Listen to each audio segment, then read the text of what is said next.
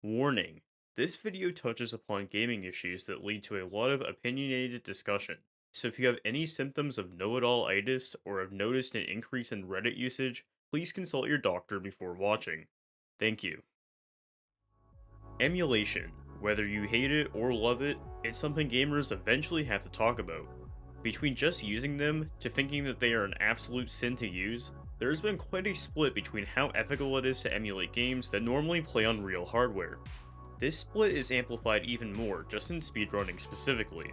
Today let's address one question: are emulators unfair in speedruns? This has more answers than just one, so let's talk about it.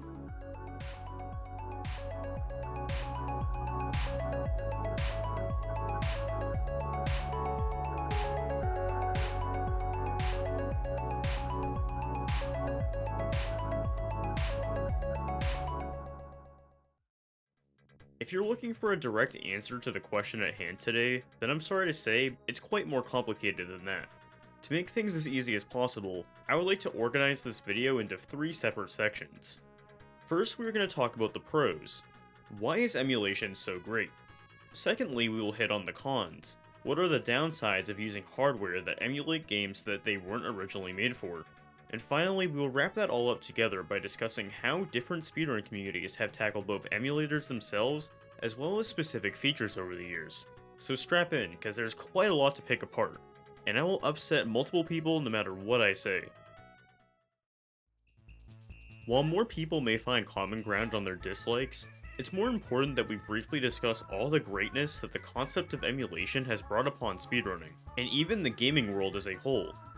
A giant pro to emulation is the simple factor of accessibility. No matter what system you are trying to play, it is simply easier to fire up a program on your computer instead of gathering all the components necessary to play it on real hardware. The plus of this grows greater and greater the older the console you're wanting to play. The retro gaming market has been getting worse and worse over the years, and I definitely don't see it getting better. For example, when I was a fetus in 2015, I bought a Super Nintendo bundle on Amazon for $50 to $60 that included every hookup, 2 controllers, and 2 games. While you still may be able to scoop up deals nowadays if you look around at places such as Craigslist, I can tell you that in current day, you'll be forking over a lot more money if you are simply buying the first listings you see on the internet, just like I did. On top of the entire market getting worse, this is amplified even more depending on where you are in the world. It's safe to say that the online market at large is North American, and more specifically, USA-centric. With some systems being over 30 years old now, your chances of finding something in person may be virtually zero, depending on where you are in the world. This also doesn't factor other items such as capture cards or flash cards that you may need if you want to properly practice and showcase your speedruns in front of the entire world. I know a handful of speedrunners in different regions that either skip some of these components, or instead get cheaper bootleg variants due to how ridiculous the shipping prices and inflation are. Even if you're in a place where you can get capture devices for an alright price, with emulators you can just fire up the program and select the game file. No extra cords or accessories required.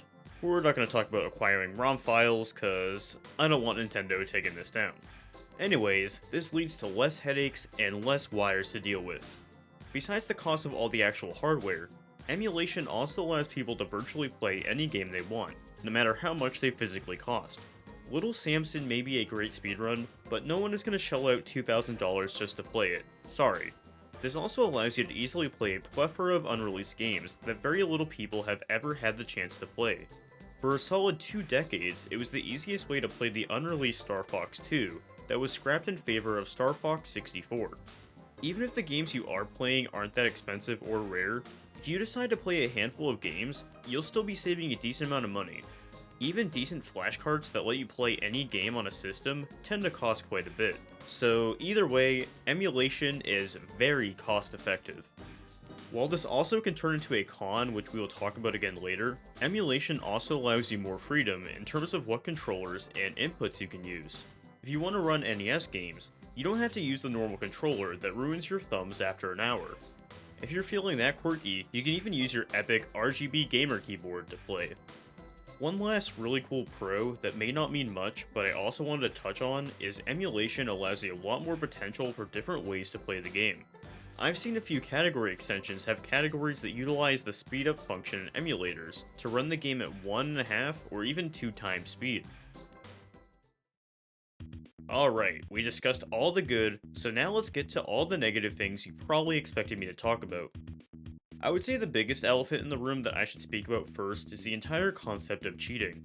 With emulators being computer software that feature a plethora of tools such as save states and movie playback, many people point to how easy it is to cheat a run. Some of the same tools made for creating perfect tool-assisted runs can also be abused in order to pass these runs off as real. While a lot of these runs can be proven fake with further analysis, some people waste their time making average runs that are just believable enough. Sometimes in really popular games, these runs get verified a lot easier due to the sheer number of runs that moderators have to sift through. I can tell you that from personal experience. Also, sometimes runners go above and beyond to try and show that their fake runs are real.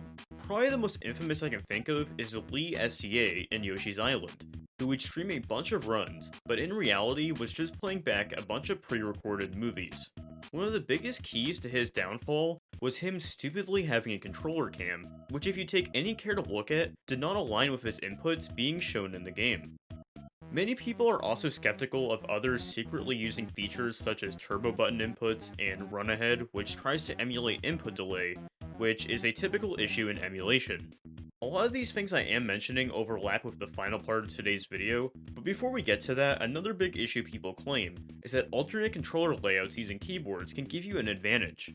While I can't flat out say there is zero advantage in any console game using a keyboard, a lot of popular games that people point to when discussing this really aren't good examples to prove their exact point.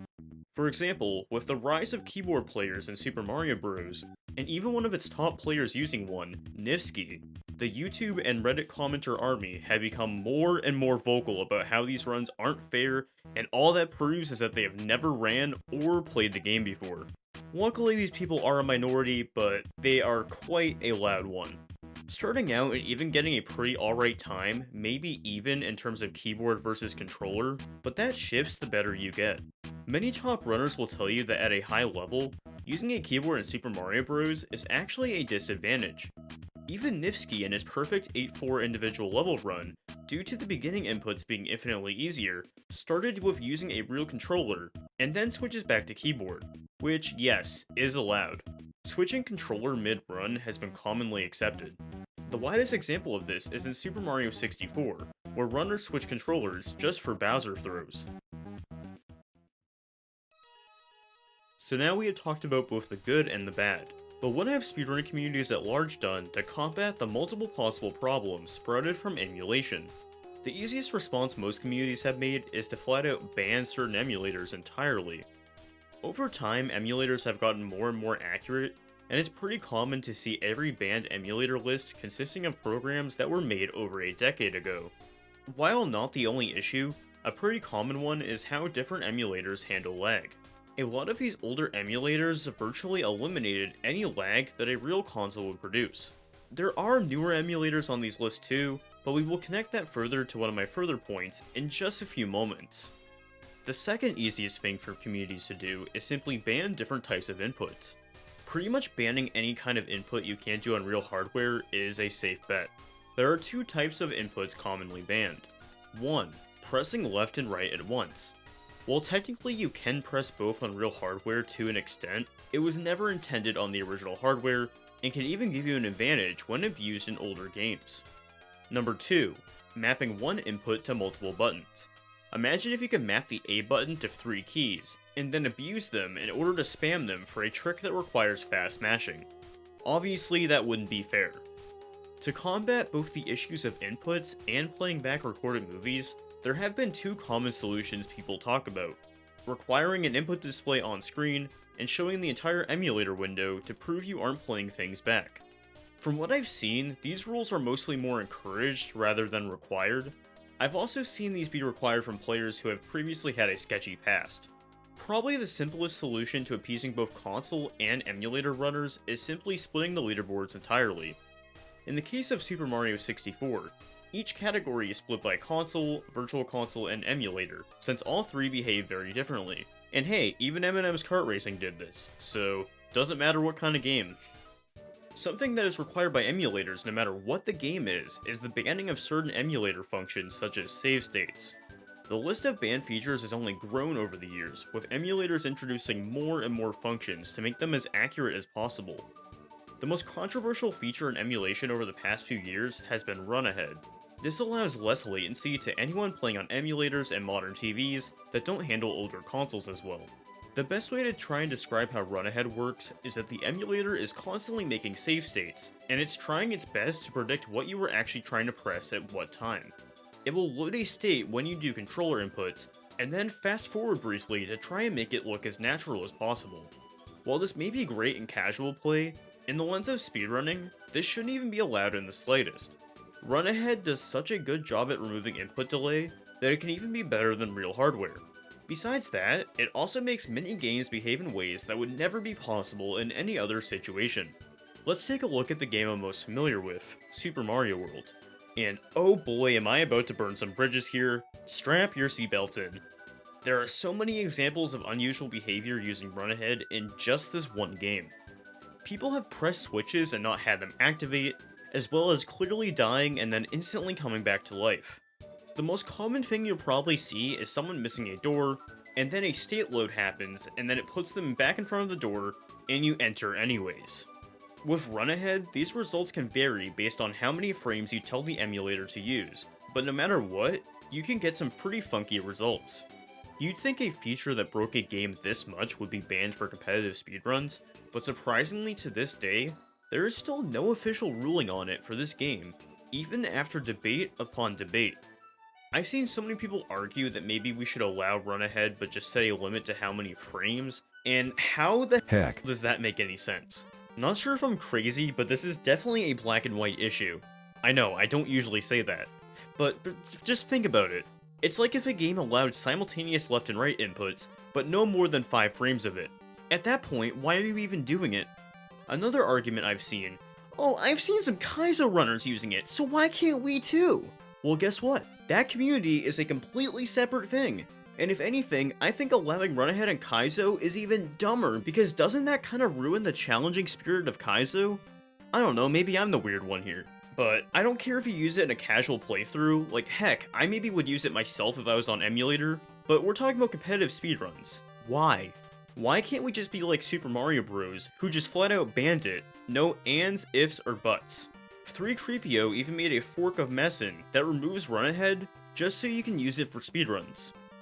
I feel like the only reason a proper decision was never made for Super Mario World, there is yet to be a brigade of top players to try and use this, but what if there is eventually? But that's unfair against emulator players. What's unfair? Allowing them to press up on whatever frame they want for an input that is already doable for 3 frames? If something causes a game to behave in a way that never occurred originally, why should it be allowed? If someone was that serious about running, and could still only play on emulator, they could get used to the emulator delay, and there's been plenty of amazing runners on emulator, not just in Super Mario World, but in multiple different games across multiple different generations of consoles. Please don't mention any skill gap stuff to me, because that's clearly not the issue. Okay. I've been ranting about this for quite a bit now, and I'm not sure if you can tell, but I am quite passionate and annoyed at how ignorant some people have been on just this one specific issue. And I already know anyone who pretends to know everything about speedrunning will grill me on this, but here's another take that I don't think is that controversial before I switch over. If you haven't ran the game seriously in the last year or so, and don't have any sort of time sitting at the top 10% of the leaderboards, then you probably shouldn't have a say, or at least be able to make critical decisions revolving the leaderboard. If you want a say in crucial decisions, then show how passionate you are about the leaderboard by putting in the time to submit something competent on said board. So, are emulators unfair in speedruns? Like I said before, that answer is very uncertain, and I'll leave that up to your interpretation. I know no matter what I say at this point, or what I said before, people are gonna flame me no matter what. But what do I think? No. Emulators on their own are not unfair in speedruns. I think the question should be, are rules pertaining to emulators unfair? Usually speedrun communities have decent claims to back up every single rule on a leaderboard, and this most definitely is the case in regards to emulation. It's only when you get to newer territories such as run ahead, where things can get a little murky. I hope you can accept an apology after that long-winded rant before, But hey, someone has to talk about it, and today it was me. As always, let's have a discussion. Let me know in the comments how you feel regarding the whole scene of emulation. Do you agree or disagree with the things I said? Did I miss something that you wish I touched on? I'm all ears. Anyways, thank you so much for watching.